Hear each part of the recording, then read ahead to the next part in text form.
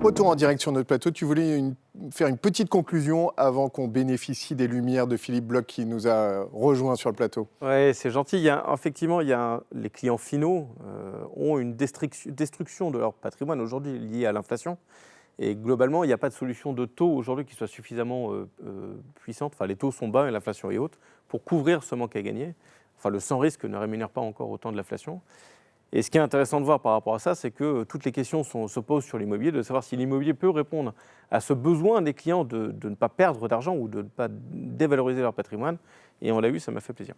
D'accord. Bon, vous avez peut-être un point de vue d'ailleurs. Ah non, c'est une belle conclusion. Eh ben, très bien. Merci Philippe, c'est très gentil. On vous retrouve. C'est vous qui avez la compétence. Pour ce regard global que vous avez qui nous intéresse.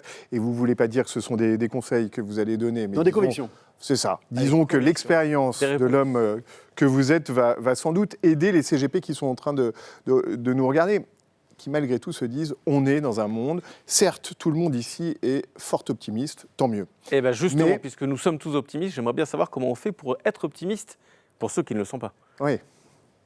Oui, parce que l'entrepreneur qui nous écoute aujourd'hui, que vous êtes tous ici, par nature, un entrepreneur est optimiste ou il n'est pas entrepreneur. Mais on l'a dit, le français est pessimiste en général. C'est pire que ça. Il n'y a pas de médicaments pour... Non, mais attendez, parlons de médicaments.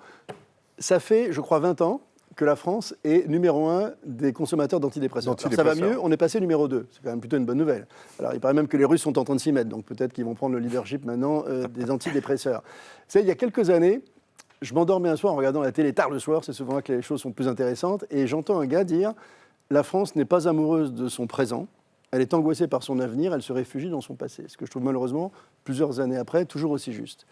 Et puis, puisqu'on parle d'optimisme, je pense que les entrepreneurs sont optimistes dans un pays qui ne l'est pas, et dont je ne suis même pas certain qu'ils soient toujours très heureux. Encore que je crois qu'il faut apporter sur le bonheur, d'ailleurs, une remarque intéressante, c'est que les Français, ce n'est pas qu'ils sont malheureux, c'est qu'ils semblent de plus en plus malheureux ensemble, en fait. Ça, il y a un sondage qui est assez fascinant, c'est que quand on demande aux gens dans le monde entier s'ils sont heureux de vivre dans le pays où ils vivent, nous n'arrivons que 28e sur l'échelle du bonheur. Ce qui est assez dingue quand on pense à la beauté de ce pays incroyable, qui est quand même... Et aux conditions de vie qui, objectivement, restent très bonnes. Plus que n'importe autre pays au monde, de ceux qui en ont besoin, etc. C'est aussi beaucoup lié à la confiance, puisque votre métier est un métier de confiance. C'est un autre sondage qui me fascine, que je pense que vous connaissez. C'est que lorsqu'on demande à toutes les populations dans le monde, et notamment à 30 pays, 5000 personnes par pays, s'ils font naturellement confiance aux autres, culturellement, eh bien, nous sommes là, les derniers, et surtout, on est à 80% de Français qui répondent « je ne fais confiance à personne naturellement ». En gros, il a une bonne gueule, on va quand même se méfier. Ce qui est intéressant, c'est que comme par hasard, dans l'échelle du bonheur en Europe, plus vous montez dans le nord de l'Europe, plus ils ont naturellement confiance à 80% envers les institutions, leur management, leurs entreprises, etc. Donc on a là un vrai sujet, mais je pense que moi, ce qui m'a frappé, c'est que j'ai découvert il y a quelques années la contagion émotionnelle du langage. Parce que si tu me demandais, Philippe, comment renforcer l'optimisme de nos compatriotes, j'ai envie de leur dire en parlant différemment. Et je veux dire pourquoi. Il y a quelques années, Amazon, qui est une boîte qui n'a aucune éthique, a fait un sondage incroyable, pas du tout éthique, mais vachement intéressant, parce qu'ils ont voulu démontrer la puissance de la contagion émotionnelle du langage. En faisant en fait une espèce de manip informatique, en modifiant très légèrement nos propos sans qu'on s'en aperçoive. Alors c'est quoi la contagion émotionnelle du langage ? Je vais vous expliquer. C'est en gros, vous dites je pars en week-end. Les gens réagissent, je me réjouis de partir en week-end, il y a le mot réjouir dedans. Et donc les commentaires de celui qui part en vacances en se réjouissant plutôt que celui qui passe en vacances avec sa belle-mère, par exemple, sont assez différents. Et du coup, ce qui est intéressant, c'est que la contagion émotionnelle, je l'ai découverte moi, réellement, un matin, en 2013, dans un ascenseur de la Défense. Je rendais visite à un président d'un grand groupe, que je ne citerai pas. J'étais dans l'ascenseur à 9h, on était une dizaine. Dès que quelqu'un quittait l'ascenseur, ils se souhaitaient tous mutuellement bon courage. Bon courage. Ah, c'est affreux comme Je me suis dit, bon, il y a une ambiance de merde. Je monte, en fait, au dernier étage. Ils sont toujours au dernier étage, les présidents. Je fais mon rendez-vous. Je reprends le même ascenseur, mais avec des gens différents, par nature. Ils continuent à se souhaiter bon courage. Je me dis, c'est une culture d'entreprise. Le même jour, j'allais à Marseille en avion. On avait encore le droit d'y aller en avion à ce moment-là. Et peut-être comme vous deux, j'aime bien m'enregistrer dès que je peux pour être au premier rang, pour me barrer plus vite. Donc j'étais au premier rang, 1D, c'est parfait. Le steward ferme la porte du cockpit et souhaite bon courage au pilote. Bon courage. Je vous jure, à un moment où il y avait un gars avec un gilet jaune qui sortait du cockpit, on se dit, il y a peut-être un pépin. Ça, c'était précurseur, ça. Non, mais, le gilet jaune. Je t'assure. J'arrive à Marseille, le même jour. Je prends un taxi, le gars me souhaite bon courage sur le Vieux-Port. Je lui dis, on est un pays de dingue. Le seul pays au monde, j'en connais pas d'autre, qui dit bon courage en guise de bonne journée à des gens qu'on aime. Enfin, c'est quand même un truc de dingue. C'est quand même Coco, tu vas en baver. Enfin, il faut quand même avoir bien en tête ce truc-là. Et là, je me suis dit, il y a un problème. C'est pour ça que j'ai écrit ce bouquin Donc, au titre. Du coup, vous avez regardé votre chemise, machin, s'il y avait un truc qui allait pas, c'est ça? Mais non, mais même pas, je le fais même plus. Je dis, mais tout à l'heure, la maquilleuse ici, elle est charmante. Tous les gens qui sont passés au maquillage, elle les a, quand ils ont fini de maquiller, elle dit bon courage. Je dis pourquoi vous faites ça? On se réjouit d'aller voir nos potes Olivier et Philippe. J'ai pas compris. Elle dit, moi j'ai dit que ça allait pas être facile. Non, mais elle me dit c'est vrai, je sais pas pourquoi, je fais ça tous les jours. Mais c'est quand même un truc de dingue. Bon, Et c'est pour ça que je dis, puisque c'est si vous voulez une conviction ou un conseil, moi mon conseil c'est d'abandonner, et c'est pour ça que j'ai écrit ce bouquin, Ne me dites plus jamais bon courage, toutes les expressions qui polluent l'esprit français. Et elles sont nombreuses.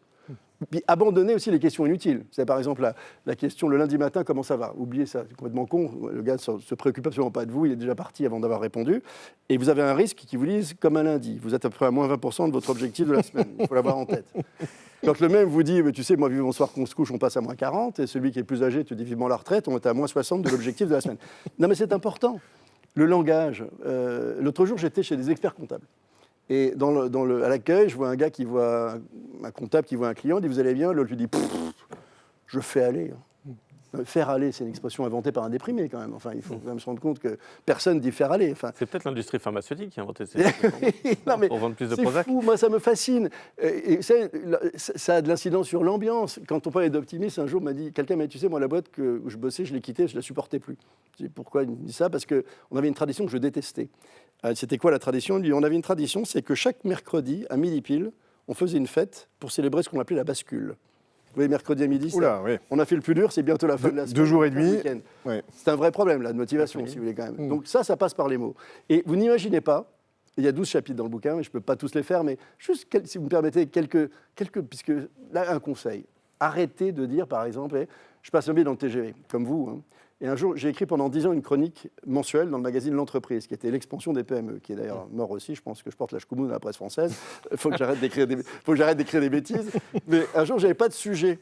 Et j'étais près du Club 4, là où les gars hurlent le matin. Dès que l'un disait un truc, l'autre lui répondait « Oui, mais le problème, c'est que… » Fabuleux. « Yes, but ».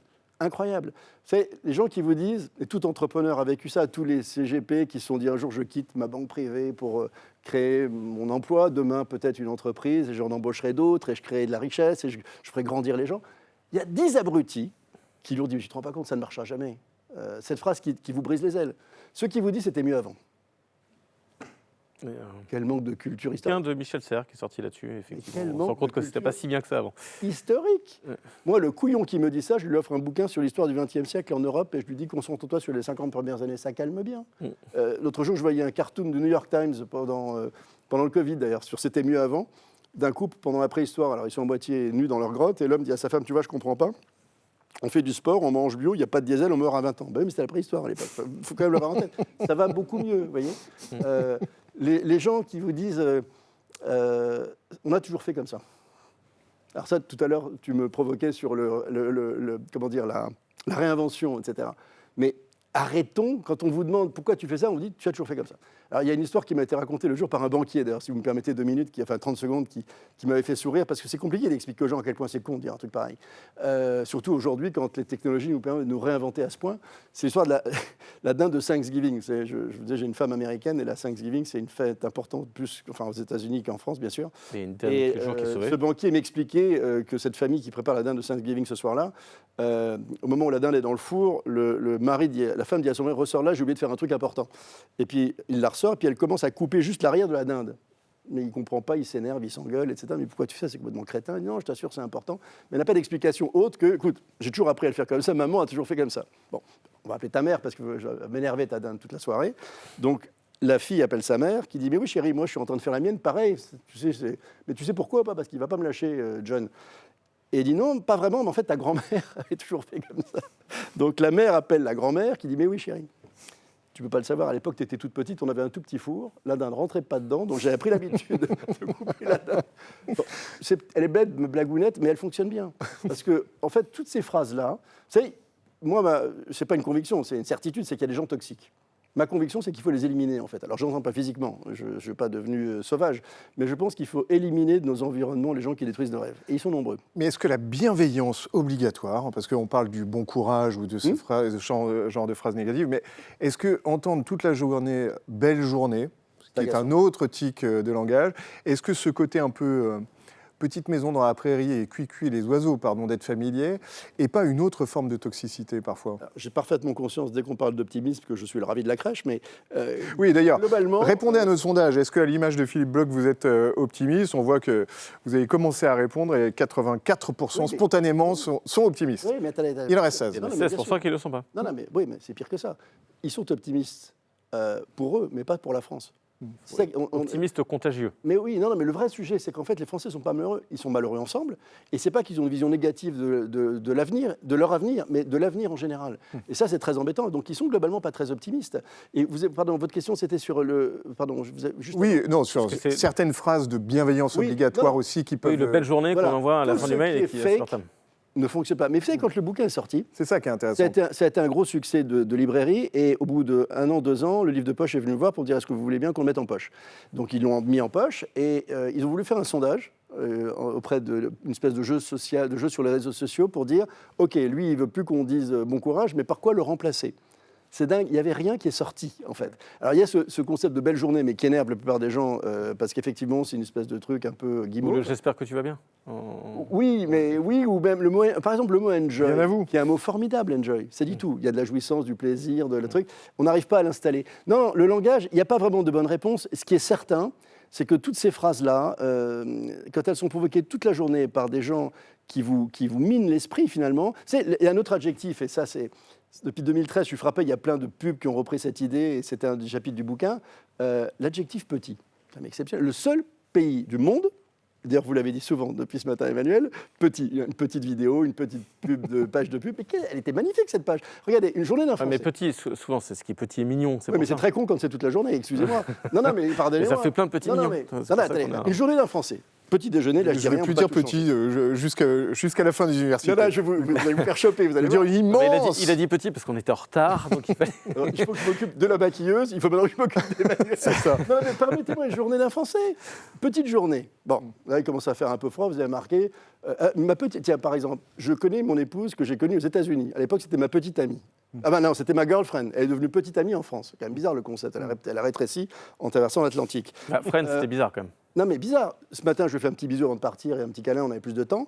Là, vous êtes arrivé, vous avez au bureau, vous faire un petit café, je la sens pas la journée. On se envoyé un peu le truc. Et puis, tu as eu mon petit mail, vous faites le petit mail, vous savez, avec les 27 pièces jointes et les 12 destinataires.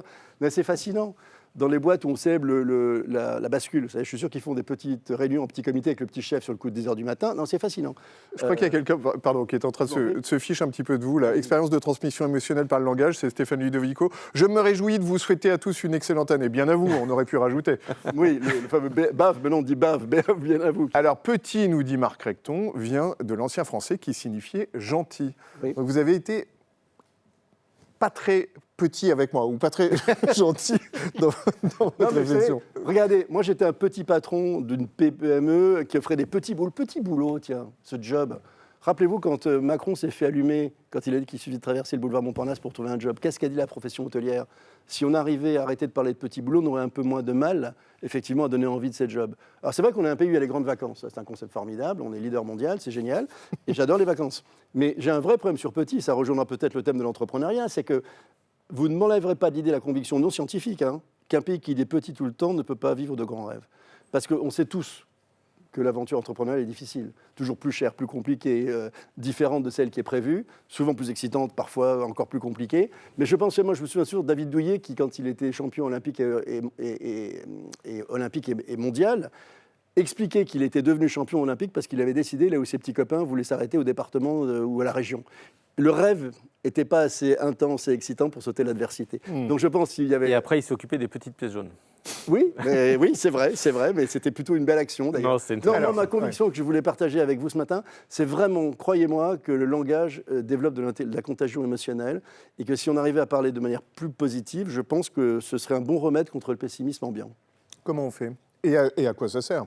Si tant est qu'il faille être cynique et y trouver une utilité, mais comment on fait peut-être pour mettre de côté notre côté français, parce qu'il y a quand même incontestablement un petit côté français en nous tous, grincheux. Vous savez, peut-être pas vous, vous êtes marié à une Américaine. Je ne sais pas si je vais oser, mais il se trouve Allez-y. que j'habite en face de l'ambassade du Japon à Paris, et chaque fois que je sors le matin, je pense à ces 3 personnes qui sont en face dans l'ambassade, je ne sais pas si vous le savez, les uns les autres, mais il y a depuis à peu près 10 ans à l'ambassade de Japon à Paris, 3 psychologues dont le métier est de faire du rapatriement sanitaire de touristes japonais. D'accord. Des trucs de dingue, hein. Et il y a 400 rapatriements sanitaires de touristes japonais qui pensent arriver chez Amélie Poulain et qui arrivent chez Anne Hidalgo. Croyez-moi, le choc est rude. Et je vous jure. Et en fait, c'est assez marrant parce que nous sommes un pays qui n'est pas réputé pour être ni serviable, ni souriant. C'est-à-dire ce qui avait motivé pour moi Surtout Paris, hein, si on est honnête. Oui, même si ça change bien. Mais ce qui est vrai, c'est que le français, il est un petit peu râleur. Mais je veux dire comment on fait par rapport à votre question pour rebondir. Je pense qu'on fait là à nouveau confiance aux entrepreneurs, puisqu'il n'y a qu'eux qui peuvent, même dans l'adversité, réussir et montrer que l'optimisme vient à peu près à bout de tout. C'est typiquement l'histoire de Columbus Café. C'est une aventure qui démarre en 93 sur Columbus Avenue à Manhattan, par la découverte d'un café qui n'était même pas Starbucks. Parce que tout à l'heure, Philippe, tu évoquais le marché très tôt. En 93, rappelez-vous, l'idée de parler d'un café mobile à emporter. Starbucks, à l'époque, c'était 200 cafés uniquement en Californie. Ça n'avait même pas encore traversé l'Amérique. Et moi, je vois ce concept sympatoche et je me dis, tiens, d'ailleurs, j'ai toujours pensé que... il y a toujours un avantage au premier attaquant quand on veut disrupter un marché. Là, il y a envie de disrupter le marché des cafés. Et j'arrive à Paris, je retrouve mon ami et associé de l'époque, qui d'ailleurs n'est plus ni mon ami ni mon associé, et à qui j'ai voulu expliquer qu'on allait créer la première chaîne française d'espresso bar. Je dis bien la première parce que justement, j'avais tenté d'y mettre de l'ambition, en fait. Et je l'ai fait à partir d'un truc marrant, parce qu'aujourd'hui, on parle beaucoup de la raison d'être, vous savez, dans toutes les boîtes, qui est peut-être une réponse à la problématique existentielle de la quête de sens. Et j'avais, en embauchant notre premier barista, écrit une phrase très simple, qui était en fait la raison d'être de la boîte, sans savoir que ça s'appelait comme ça.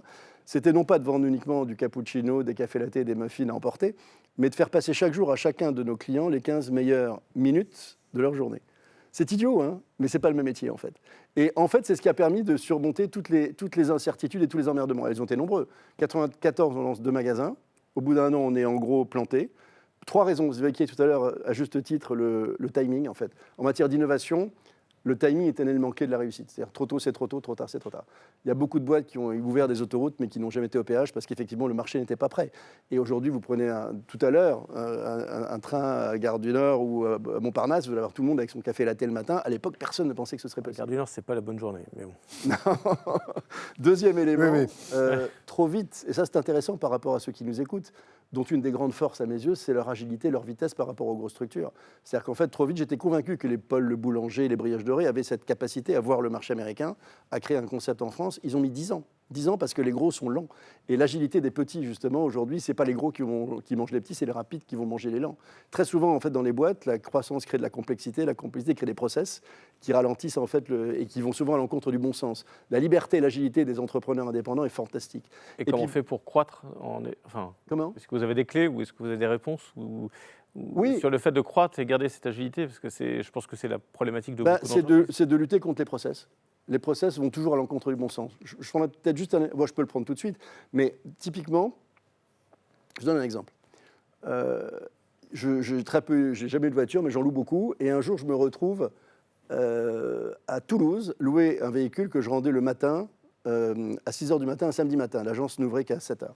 Je ferme ma clé, je mets la clé dans la boîte du loueur et je m'aperçois que j'ai oublié ma veste à l'arrière. Je me dis, merde, qu'est-ce que je fais ? Est-ce que je rate mon avion pour ça ? Ça m'embêtait. Je mets un post-it sur la vitre en disant merci de m'appeler, j'ai oublié ma veste avec mon portable. Je rentre à Paris persuadé qu'ils allaient m'appeler.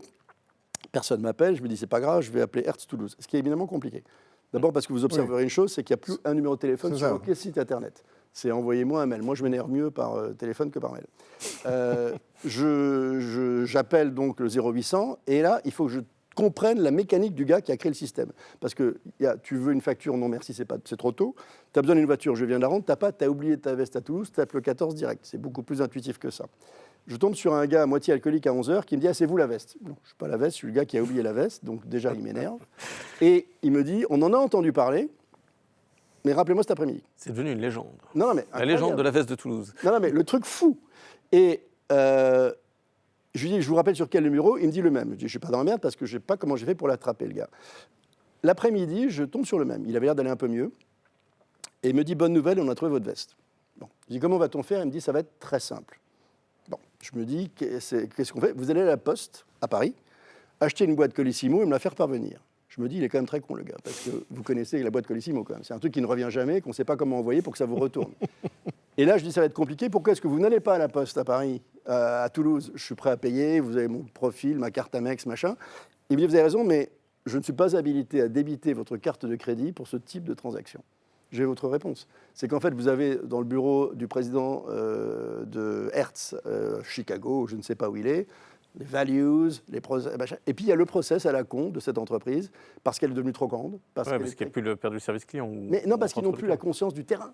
Pourtant, oublier une veste dans une voiture, ça arrive souvent quand même. Hein, mais oui, et puis pas confirme. Et puis on oublie pire, on oublie plus grave que ça, on oublie tous l'espèce de machin qu'on met pour parler vous savez, ce qu'on met sur l'espèce de au-dessus du volant pour pouvoir parler sans fil. Non, mais ce qui est dingue, c'est que voilà, typiquement, en fait, ce que l'on peut commencer par faire, effectivement, c'est d'arriver à remettre de la logique et du bon sens dans les process. Et ça, c'est un vrai sujet.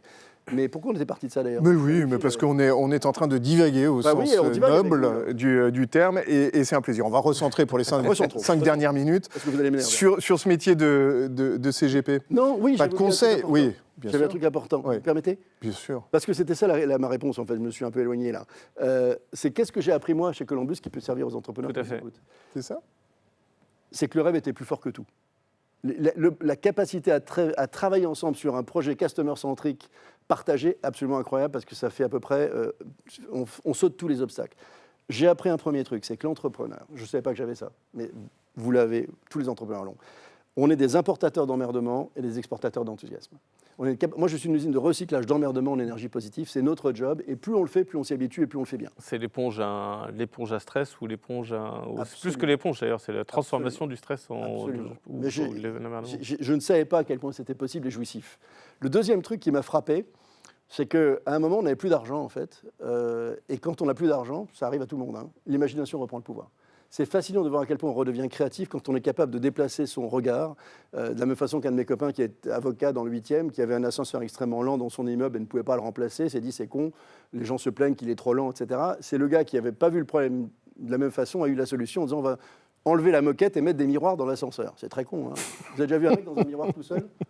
Et là, les trajets sont trop courts. Trop courts pour se remettre en forme, etc. Truc de fou. Ouais, le coup du miroir, c'est effectivement, je connaissais. C'est fabuleux. Comme le bouton pour fermer la porte qui ne fonctionne pas dans 9 cas sur 10. Exactement. Et l'autre truc que j'ai appris aussi, c'est qu'au fond, j'étais frappé quand on est passé aux 35 heures chez Columbus, c'était en 2000, on avait à peu près, je ne sais pas combien de personnes à l'époque, 150 collaborateurs. Il y avait un ou deux qui se disaient fatigués en 35 heures, ce qui est quand même techniquement impossible. C'est quand même bizarre, comment font-ils fatigués en 35 heures? Et en fait, moi, je me suis jamais senti fatigué. Et c'était ma faute s'ils étaient fatigués, ceux-là. C'est qu'en fait, je n'avais pas su leur faire partager l'aventure et ce qu'on était en train de faire ensemble. Et là, j'ai appris un truc génial que tous les entrepreneurs ont, c'est le pouvoir de la passion. C'est qu'en gros, la passion n'a jamais fatigué personne, mais que l'ennui use n'importe qui. Donc, quelque part, si je résume, moi, ce que j'ai appris, c'est importateur d'emmerdement, exportateur d'enthousiasme. Pensez de manière la plus ambitieuse possible votre rêve, parce que de toute façon, ce sera le seul moyen, finalement, de sauter les obstacles, et ils sont là où ils vont arriver. Faites partager un projet à partir d'une valeur très forte, très puissante, très humaine, très customer-centrique, et puis pensez différemment, en fait, et ça fonctionne très bien. Et sur ce métier spécifique de CGP, qui est dans le conseil, qui est dans l'humain, qui est dans... C'est pareil. Quelle évolution vous voyez C'est pareil. Moi, je pense qu'il n'y a pas de différence par métier, et finalement, les fondamentaux de l'expérience client, ils s'appliquent à tous les métiers. La première d'entre elles, peut-être, le principe fondateur de l'expérience client réussie, vous savez, en anglais, on dit under promise et over deliver. Ne pas trop promettre, mais surdélivrer. Je crois qu'il vaut mieux ne pas trop attendre. Moi, tiens, j'ai eu un CGP génial, tu devrais l'appeler. Ah, mais m'en dis pas trop, parce que, à mon avis, sinon, je ne vais pas le trouver génial. Vous savez, l'autre jour, je ne sais pas si je peux me permettre, mais... Vous pouvez tout. Il y a personne qui va regarder. La prescription de notre ancien président, François Hollande, quelqu'un me disait sur François Hollande, on n'en attendait rien, il a réussi à nous décevoir. Enfin, ce qui est quand même objectivement vrai. Mais c'est vrai dans la vie et c'est vrai dans le business. C'est-à-dire qu'il vaut mieux ne pas trop promettre, surdélivrer. Et puis après, au fond, moi j'ai 3 convictions. Si vous me laissez encore 1 minute et demie ou 2. Oui, bien sûr. Je ne me rends pas compte. Je souris parce que François Hollande est notre invité. Vous le croiserez dans les coulisses juste après. Mais enfin, voilà, vous aurez une petite discussion avec lui. Non, il y a juste 3 convictions ou trois trois recettes quelque part en fait. La première, effectivement, c'est tout à l'heure celle que j'évoquais, c'est l'histoire de Dertz. En fait, et moi je le vis en ce moment, d'ailleurs, je vous le disais tout à l'heure, en fait, Philippe, sur le fait que je suis en train de penser un petit peu à un réarbitrage patrimonial, etc. Parler, ouais. Et du coup, ça m'a frappé parce que j'ai choisi quelqu'un qui vient de me faire prendre des décisions importantes, parce qu'il m'a obligé en fait à réfléchir à plein de choses. Il a préparé pour moi toute une série d'outils qui m'ont permis de voir une vraie visibilité sur les 10 ans ou les 15 ans qui viennent, etc., en fonction de plein de sujets, etc. Et je me suis aperçu qu'il a fait un job phénoménal que moi, je n'aurais pas pu faire moi-même. Et du coup, pour moi, c'est une des clés justement qu'il faut avoir en tête, c'est que l'un des enjeux numéro un, pour moi, c'est la simplicité. C'est quoi la simplicité ? C'est un mélange en fait de complexité et de simplicité. Dans un monde de plus en plus complexe, qui est celui dans lequel on vit tous, mais qui plus est, moi, j'y comprends plus rien à vos histoires de ce matin, hein, entre les taux, les machins, vous êtes tous spécialistes, moi je suis complètement largué sur tout ça. Je veux que vous me rendiez cet usage facile, mais c'est un vrai problème, c'est que simplifier la vie d'un client, ça revient toujours à se compliquer sa vie à soi. Donc quelque part, je pense que pour enthousiasmer ses clients, créer l'effet waouh, à mon avis, c'est première priorité, c'est d'être celui qui simplifie. Deuxième élément, c'est au fond de rendre tangible l'intangible. C'est-à-dire que le service, c'est un truc qui est finalement pas très tangible, c'est un truc assez intellectuel finalement. Et quelque part, je m'aperçois qu'au fil de toutes mes rencontres sur cette thématique, depuis toujours, le thème du client, il y a toujours des gens qui ont mis en place des choses d'une extrême banalité pour incarner leur obsession du client. Ça va vous savez, le gant blanc chez Photoservice qui nous rendait nos photos à l'époque, pour ne pas mettre leurs empreintes dessus. Ça n'a l'air de rien. Le jour où je rencontre le patron des abribus, Jean-Claude Decaux, pour écrire Service Compris, il me dit d'où expliquez-vous votre succès ? Il me dit le seau d'eau et la peau de chamois. Je dis pourquoi vous me dites ça ? Il me dit regardez mes camionnettes. Vous ne trouverez jamais une camionnette qui porte l'image de Decaux qui ne soit pas toujours comme si elle sortait de l'usine. En gros, je suis un gage. Un maniaque de la propreté et même du rangement des camions sur son parking. Absolument, il ne voulait pas qu'on se gare pour ne pas mettre effectivement les pots d'échappement sur les murs. Il fallait se garer dans l'autre sens pour ne pas... fou furieux, mais succès mondial. Imaginez un médecin qui vous reçoive après 1h30 d'attente avec une blouse blanche tachée de sang qui vous dit à qui il tourne. Vous vous barrez chez un mec plus rassurant. Moi, il vous dit ça va bien se passer. Oui, ça va bien. Quand un plombier vient à la maison de mes parents en Provence, avant de lui offrir un café, je vais voir la gueule de sa camionnette et la façon dont il a rangé ses outils. Je sais comment va se passer le chantier. Quelque part, envoyer des signaux tangibles pour favoriser l'intangible de la qualité de mes prestations, et c'est parfaitement possible pour un CGP. C'est-à-dire d'envoyer des documents à l'heure, propres, différents, qui aident mon parcours d'investisseur. Ce sont des vrais enjeux. Et puis, dernier point, c'est qu'on vit quand même un monde étrange où j'ai parfois le sentiment que le président de Netflix me connaît mieux que ma femme. C'est quand même emmerdant. Non, mais j'exagère. C'est emmerdant pour votre femme, hein. Non, mais elle est formidable, mais elle m'arrive parfois des cadeaux qui me plaisent moyen, et c'est quand même bizarre. Alors que, de toute façon, depuis 40 ans, vous voyez, c'est quand même un truc bizarre. Et Netflix, il m'écrit tous les week-ends pour me dire « Coco, je t'ai préparé un week-end, tu vas te régaler. » Chaque fois, je me régale. Et il ne se plante pas parce que... La force de l'algorithme, pour le coup. Mais oui, mais c'est quand même chiant quand l'algorithme est plus fort que les humains, quand même. Donc, quelque part, là, il y a un sujet majeur, c'est que... Donc, il faut créer une application qui, en fonction des cadeaux qui ont plu, vous fait des suggestions sur les cadeaux à venir. Je crois que je vais me lancer. C'est ça, en fait, le business, il est là. Je crois que je vais me lancer sur ce business-là. Non, mais quand j'ai ouvert le premier Columbus Café, je me souviens toute ma vie, le patron de McDonald's France que j'avais invité m'a dit « Tu sais, je vais te donner une clé du succès. C'est que chaque McDonald's, on sert chaque jour dans le monde 65 millions de hamburgers. Mais un par un. » Et ça, c'est un vrai sujet. C'est-à-dire que moi, je ne veux pas avoir n'importe quel CGP, je veux avoir le sentiment que je suis son seul client. Et ça, c'est un truc qui est fondamental à un moment où justement, cette personnalisation de la relation client à travers des grands groupes via les algorithmes fait qu'en fait, on compare des choses presque incomparables, mais quand l'humain est moins bon que l'algorithme, ça pose un vrai sujet. Et quelque part, je pense que c'est difficile, mais et je rejoins sur les soft skills, c'est à ça qu'ils servent, ces soft skills. C'est à la capacité de bienveillance, d'empathie, d'observation, d'écoute, d'intelligence émotionnelle. Je crois beaucoup plus à ça. Mais vrai. Ça va être le CGT préféré des Français que n'importe quelle autre tactique et technique. Mais quelque chose de vrai, qui vienne du cœur, parce que dès que c'est fake, c'est un peu compliqué. Merci pour cette intervention, bravo à tous pour cet échange, nous dit Christophe Delcourt. Ce sera le mot de la fin, je crois qu'on peut chaleureusement vous applaudir, Philippe Bloch. Merci infiniment. On va clore l'émission dans un instant avec une nouvelle séquence, Parole de clients, forcément, ils sont là sur le plateau. Juste après la dernière chronique de Charles, sur qu'attendre des marchés émergents en 2023. C'est une autre question et juste avant, une petite page de pub comme d'habitude.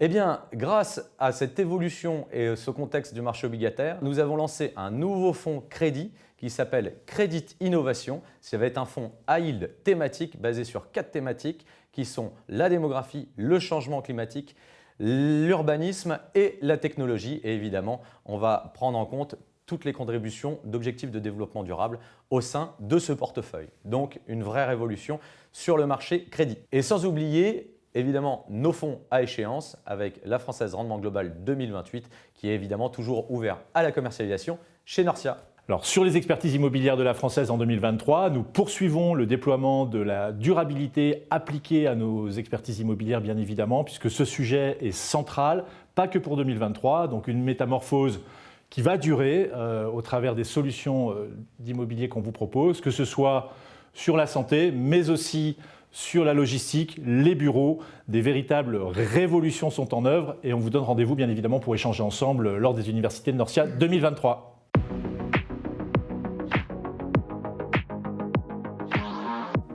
La plus grande gloire n'est pas de ne jamais tomber, mais de se relever à chaque chute, disait Confucius. En 2023, on espère que l'ensemble des marchés émergents suivront ces paroles du philosophe chinois. C'est d'autant plus vrai pour l'Empire du Milieu, puisque la chute avoisine les moins 25% sur l'année. Au-delà du simple marché chinois, il y a tout de même eu de bonnes surprises sur les marchés émergents cette année. C'est notamment le cas pour le Nifty 50, l'indice indien gagnant plus de 4%. Ces quelques données suffisent donc à résumer la diversité des marchés émergents. Avant de se projeter sur les perspectives 2023, il est important de faire un tour d'horizon de l'état des principaux marchés après la tempête 2022. Tout d'abord, en Chine, de nombreux événements de toutes sortes sont venus polluer les marchés financiers. C'est d'abord le secteur immobilier qui a subi de plein fouet la crise. Ensuite, le maintien d'une politique stricte zéro Covid a empiété sur la reprise économique et a créé de nombreuses tensions au sein de la population. Sur le plan géopolitique, enfin, Xi Jinping est sorti renforcé du congrès du Parti communiste, mais reste en proie à des tensions récurrentes avec les USA et est critiqué pour son soutien affiché envers Vladimir Poutine. Le président chinois cherchera néanmoins en 2023 à mettre en place une politique pro-business, comme le montre la volonté de créer une alliance sino-arabe forte. En effet, justement, au Moyen-Orient, Xi Jinping a été reçu par Mohammed Ben Salman pour renforcer le partenariat stratégique entre les deux zones. En parallèle, les marchés du Golfe se sont d'ailleurs globalement bien comportés cette année, soutenus par les cours historiquement hauts du pétrole. L'utilisation du soft power est plus que jamais un enjeu stratégique pour le Qatar et l'Arabie saoudite. En Arabie saoudite, MBS, prince héritier, continue son projet d'ouverture avec des projets de construction pharaoniques et en renforçant sa présence dans les compétitions sportives. Golf, équitation, football.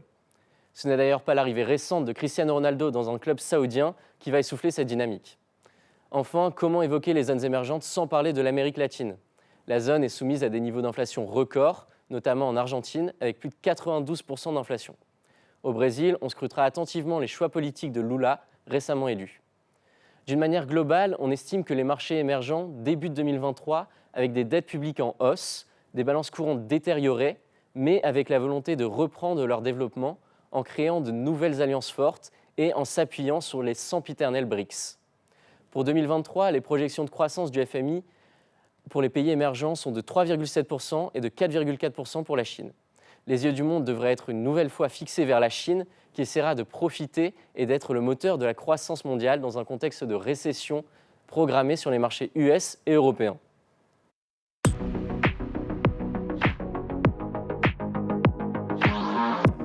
Excellent point sur ces marchés émergents, effectivement, qui sont extrêmement variés. Un petit mot sur Philippe Bloch, et puis on va accueillir notre première parole de client.